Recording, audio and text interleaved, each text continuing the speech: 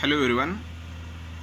In the last session we have seen how the structure of blood is.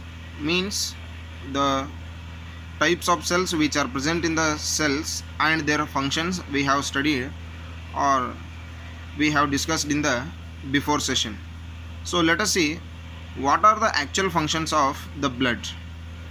So already we know that the blood carries the oxygen from the lungs to the different parts of the body.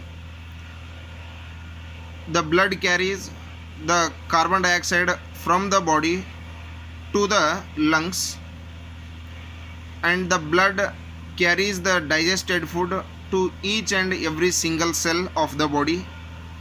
So the blood carries the hormones which are secreted by the endocrine glands to each and every single cell of the body. So the blood protects the body from the germ cells with the help of the white blood cells which are present in the blood, and also the blood regulates the body temperature. It means it helps in the maintaining the temperature of the body. So these are the very important functions of the liquid connective tissue called the blood in our body. So let us see how the blood helps in the transportive system, or let us see the transport in the humans. So already we have seen that the blood is going to carry the oxygen and it helps in the carrying the carbon dioxide from each cells to the lungs and from the lungs to the each cell. So here this transportation of the materials, we call this as in the normal language, that is the circulatory system. So in the biologically we consider this one as the blood circulatory system. So in the human circulatory system, blood carries the oxygen, the digested food, the hormones and the enzymes. In the human circulatory system, blood carries the oxygen, the food, the digested food, the enzymes and the hormones. So here, to carry all these substances, some particular vessels are there, or the tube like structures or the pipe like structures are there. Along with that, the blood is going to travel. So those are called the blood vessels. So in the blood vessels there are three types. So those are the arteries, the veins and capillaries. The arteries, veins and capillaries.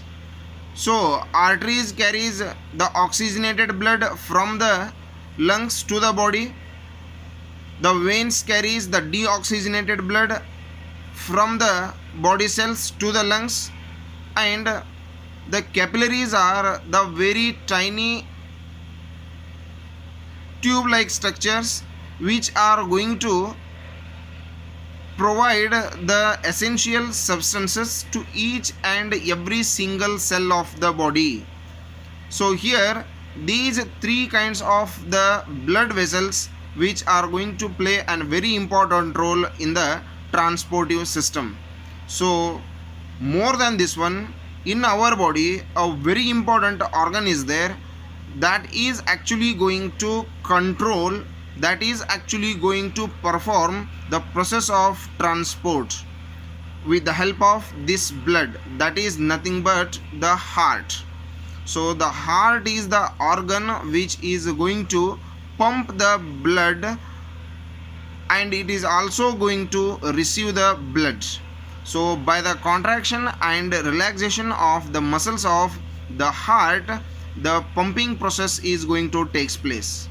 So here in the human body, the heart is made by the four special chambers.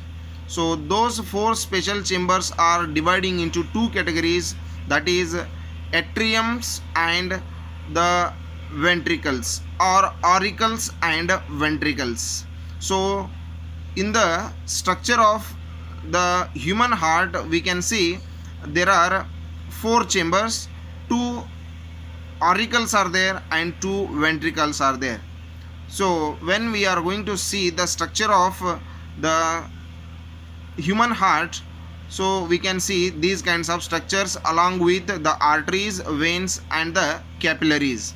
So with the help of these vessels, the body is going to transport, the heart is going to transport the blood to each and every single cell of the body. So here we can see how the process of the blood circulation is going to take place in the human beings. That is, when we are going to intake the oxygen, it will reach the lungs. So with the help of the pulmonary vein,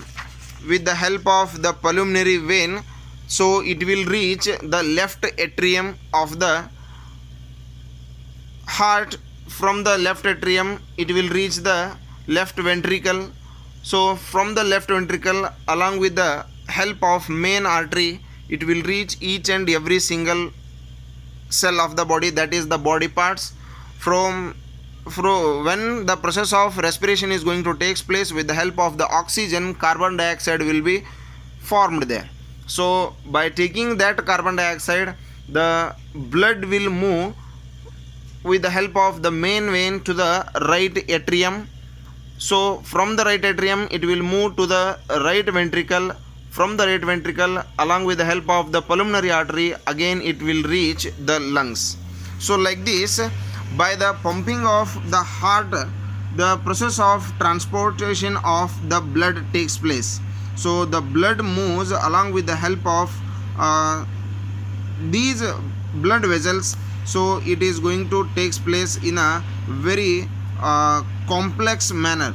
So that is the very special type of process that we can see in our body. So regarding the structure of the human heart, this is actually the structure of the human heart. Regarding this one, we will see in the next session. Thank you. We will see you in the next section.